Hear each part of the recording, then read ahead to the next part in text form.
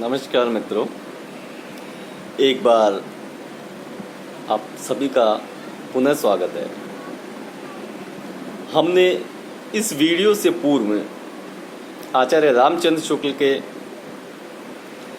क्रोध निबंध के बारे में चर्चा की। मित्रों, आज एक बार फिर से हम शेष बचे हुए निबंध की विशेषताएं, उनकी मुख्य प्रवृत्तियों, क्रोध क्यों उत्पन्न होता है,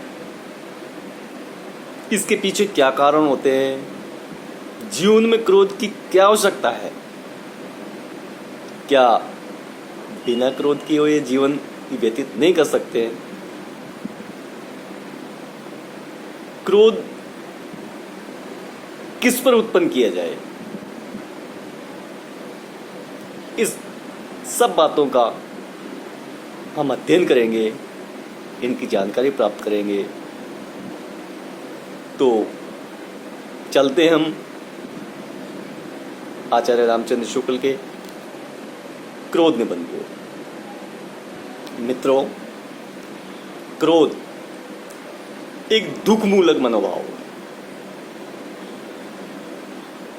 क्रोध सुख की श्रेणी में नहीं आता है। साधारणतः हम क्रोध को बुरा मानते हैं। क्रोधी व्यक्ति से हम आतंकित रहते हैं। अगर हम किसी क्रोधी व्यक्ति को जानते हैं या हम उससे परिचित हैं या हमारी निगाहों के सामने वो है, तो हम कोशिश करते हैं कि उस व्यक्ति से हमारा सामना ना हो, उस व्यक्ति से यथासंभव बचा जाए, क्योंकि हमें उससे अनिष्ट की आशंका है। अक्सर ऐसा होता है। लेकिन मित्रों, हर बात के, हर चीज के दो पहलू होते हैं। इसी प्रकार क्रोध का एक दूसरा पहलू, अगर हम अत्याचार सहते रहेंगे, अत्याचारी की पीड़ा से पीड़ित रहेंगे, उसके अत्याचार पर क्रोध नहीं करेंगे, उसका प्रतिकार नहीं करेंगे, तो क्या इस प्रकार अत्याचार बढ़ेगा? नहीं, निश्चित रूप से बढ़ेगा और वो भारी नुकसान की ओर जाएगा। इसलिए क्रोध जीवन के किसी न किसी मोड़ पर आवश्यक है। मित्रों, आचार्य शुक्ल ने इसी मनोभाव को समझाने की कोशिश की है, और उसी कोशिश में सबसे पहले उन्होंने क्रोध क्या है उसको परिभाषा के सूत्र में बांधा है। आचार्य शुक्ल ने कहा है, क्रोध दुख के चेतन कारण से साक्षात्कार या अनुमान से उत्पन्न होता है। उनकी डेफिनेशन में, उनकी परिभाषा में सिद्ध होता है कि क्रोध का कारण एक चेतन कारण होता है। उससे जब हमारा साक्षात्कार होता है या उसका जो अनुमान होता है, उसके परिणाम स्वरूप ही हमें क्रोध उत्पन्न होता है। अब आप देखिए, उन्होंने इस परिभाषा में चेतन शब्द का प्रयोग किया। अगर हम चेतन की जगह सजीव, सज्ञान, बुद्धिमान आदि शब्दों का प्रयोग करते हैं तो ये प्रभाव नहीं डाल पाएंगे। ठीक उसी प्रकार इस परिभाषा में आगे लेकर साक्षात्कार, साक्षात्कार की जगह अगर हम दर्शन शब्द का प्रयोग करते हैं या देखने का प्रयोग करते हैं, इसी प्रकार अगर अनुमान में हम अंदाज का प्रयोग करते हैं तो ये सौंदर्य नष्ट हो जाएगा। जिस रूप में, जिस प्रभावशाली तरीके से शुक्ल जी इस बात को स्पष्ट करना चाह रहे हैं, वो प्रभाव, वह सौंदर्य समाप्त हो जाएगा। इसीलिए उनका प्रत्येक शब्द अपना अलग ही मायना रखता है, अलग ही महत्व रखता है। तो उन्होंने कहा है कि क्रोध दुख के चेतन कारण से साक्षात्कार या अनुमान से उत्पन्न होता है। मित्रों, आचार्य शुक्ल ने परिभाषा से निबंध का प्रारंभ किया।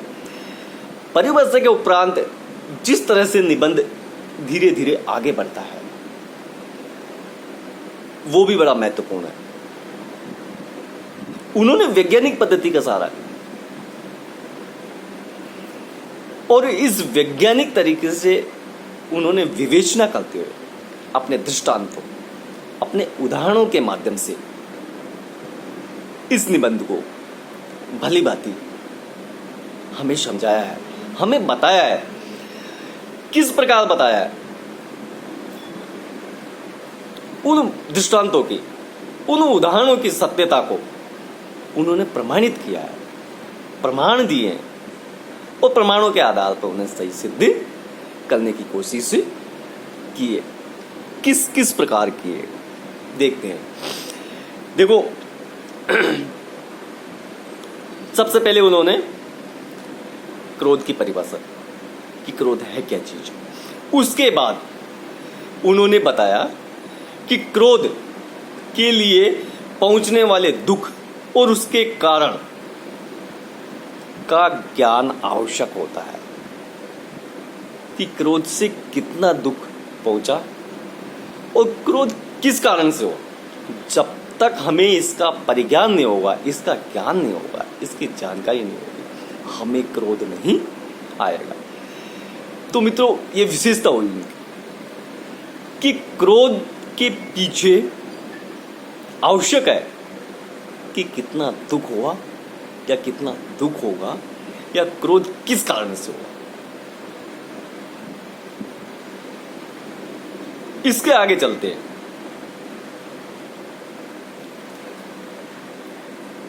अगर ये नहीं होंगे तो क्रोध उत्पन्न नहीं होगा। शुक्ल जी अपनी बात को स्पष्ट करने के लिए उदाहरण देते हैं कि आप एक 3-4 महीने के बालक को लीजिए, वो अबोध होता है। अगर हम हाथ उठा करके उसको मारते हैं तो वो ये देख रहा है कि हाथ उठ रहा है, लेकिन बच्चा समझ नहीं पाता क्योंकि वो अबोध है, इतना ज्ञान उसको नहीं है, इसलिए हाथ उठाकर मार देते हैं हम। तो उसके हाथ उठाते हुए देखना, पर उसकी पीड़ा और हाथ में क्या संबंध है, ये उस बालक की समझ से परे, या यूं कह सकता है इस चीज को वो बालक नहीं समझ सकता क्योंकि वो शिशु है। अतः परिणाम ये होता है कि जैसे ही हम उस बालक को मारते हैं वो अपनी पीड़ा को सिर्फ रोकर व्यक्त करता है। तो मित्रों, बालक अपनी पीड़ा को रोकर तो व्यक्त कर रहा है, लेकिन उसे क्रोध नहीं आता क्योंकि उसको इतना ज्ञान नहीं है कि उसे क्यों मारा गया, किस कारण से मारा जा रहा है। तो शुक्ल जी ने इस उदाहरण से यह स्पष्ट किया कि जब तक दुख के कारण की स्पष्ट धारणा का ज्ञान नहीं हो, क्रोध उत्पन्न नहीं होता है, क्रोध का उदय नहीं होता है। आगे क्या लिखते हैं शुक्ल जी, अपने वर्ण विषय को किस प्रकार वो आगे बढ़ाते हैं। ये उदाहरण दिया, उसके तुरंत बाद वो क्या करते हैं, ये बताने की चेष्टा करते हैं या ये बताने की कोशिश करते हैं कि इस मनोभाव की, इस मनोविकार की हमारे जीवन में क्या आवश्यकता है, क्या महत्ता। तो सबसे पहले उन्होंने बताया कि आमतौर पर अक्सर देखा जाता है कि क्रोध को सही नहीं माना जाता है, परंतु आप पीछे मुड़कर देखिए, जब जब हमें जरूरत पड़ती है, हमें महसूस होने लगता है कि दुराचारी, आतताई हमें भारी नुकसान पहुंचा रहा है, तो एक ना एक दिन हमें आवेश में आना ही होता है। हमें क्रोध आता ही है और हम प्रतिकार के लिए तैयार होते हैं। तो आवश्यकता है कि जब अन्याय एक सीमा का अतिक्रमण कर जाता है तो जीवन में क्रोध का होना आवश्यक हो जाता है, वरना अन्याय सहते रहने से आतताई, दुराचारी, अत्याचारी, शोषक, क्रूर अपने अत्याचारों को आगे बढ़ाता ही जाएगा। आप स्वतंत्रता संग्राम की चर्चा कीजिए। विदेशी दासता के बंधन में जब देश बंधा हुआ था तो कितने अत्याचार हो रहे थे, कितना शोषण हमारे साथ किया गया। एक दिन ऐसा आया कि हम दासता के बंधन से मुक्त होने के लिए छटपटा उठे और क्रांति की ज्वाला जलाने के लिए तत्पर हो गए। ये क्रोध ही था जिसने हमें तत्पर किया, हमें देश की स्वाधीनता के लिए आगे बढ़ाया। तो कहने का तात्पर्य ये है कि जीवन में क्रोध की भी महत्ता है, क्रोध की भी आवश्यकता होती है, लेकिन हर रोज क्रोध की आवश्यकता नहीं होती है। जब जब आवश्यकता होती है इसका होना जरूरी हो जाता है। शुक्ल जी ने आगे कहा कि सामाजिक जीवन में क्रोध की आवश्यकता होती है। अगर सामाजिक जीवन में क्रोध की आवश्यकता नहीं होती तो स्थितियां बिगड़ जाएंगी। स्थितियां कैसे बिगड़ जाएंगी? स्थितियां इस प्रकार बिगड़ेंगी कि यदि क्रोध न होगा तो मनुष्य दूसरों के द्वारा पहुंचाए जाने वाले कष्टों को सहता रहेगा और उन कष्टों से मुक्त होने के कोई उपाय ही नहीं करेगा। अब आप सोचिए, जब मनुष्य सिर्फ गर्दन झुकाए हुए पीड़ा सहता रहेगा तो मानवता की क्या स्थिति होगी? मानो नहीं, वो सिर्फ दास रह जाएगा और दुरात्मा अपने दुष्चक्रों, अत्याचारों और शोषण को बढ़ाता रहेगा। कहने का तात्पर्य इतना है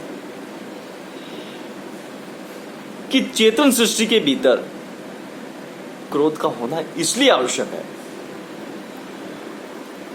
कि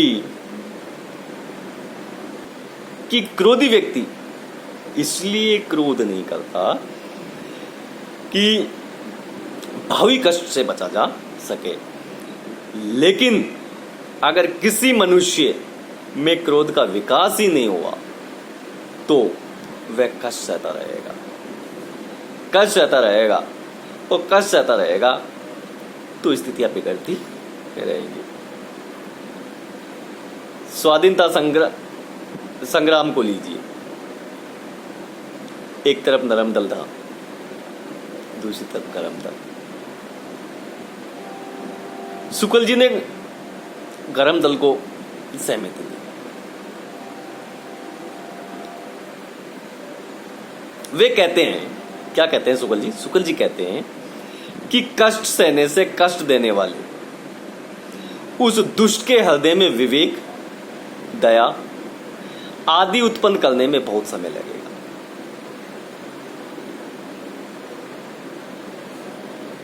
कि आप कष्ट सहते रहो और आप सोचते रहो कि एक न एक दिन हाल करके कष्ट देने वाला स्वतः ही कष्ट देना बंद कर देगा, तो आप गलत।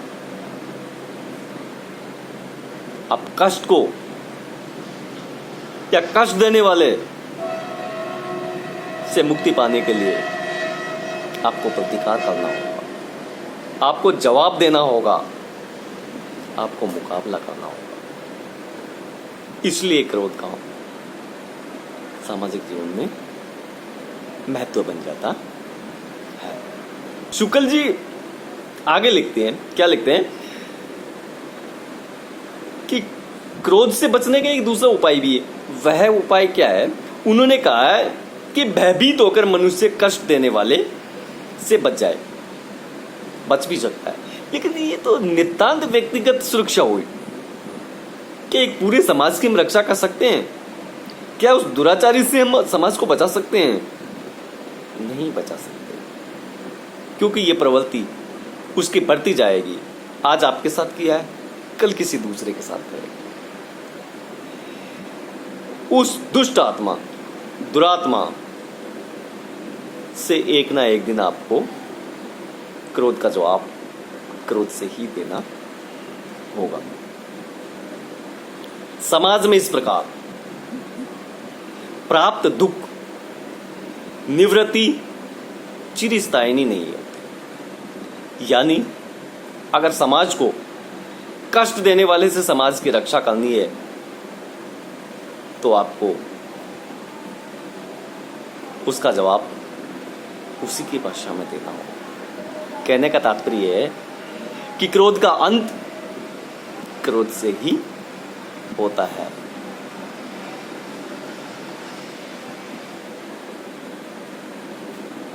अति विनम्रता भी नुकसानदायक सिद्ध हो सकती है। दुख सहना भी दुख को बढ़ावा देना ही होता है। तो मित्रों, इस प्रकार शुक्ल जी ने सामाजिक जीवन में क्रोध की महत्ता सिद्ध की है। शुक्ल जी ने अपने जो ये मनोविकारों का वर्ण विषय है, इसको विकासवाद के सिद्धांत से जोड़ा है। या यूं कहा जा सकता है कि शुक्ल जी के मनोभावों का जो विषय है वो मनोविकास सिद्धांत से जुड़ा हुआ है। उन्होंने बच्चे से लेकर प्रारंभ किया और जैसे जैसे उम्र बढ़ती जाती है, सामाजिक परिचय होता जाता है, उसी भाव से मनोविकास जटिल होते जाते हैं।